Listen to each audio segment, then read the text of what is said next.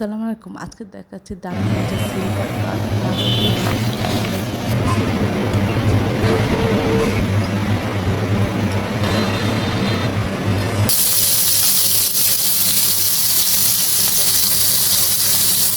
উল্টে অপর পাশ ভেজে নিব। আমরা এখন তেলের মধ্যে পেঁয়াজ চামচ দিয়ে একটু ভেজে নিচ্ছি। তারপরে এর মধ্যে আধা চামচ রসুন বাটা, আধা চামচ আদা বাটা দিয়ে আমরা একটু ভেজে নিব।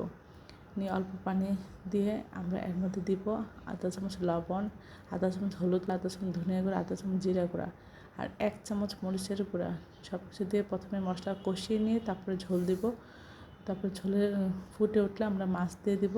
এক পাশ রান্না হলে আমরা উল্টে অপর পাশ রান্না করে নেব।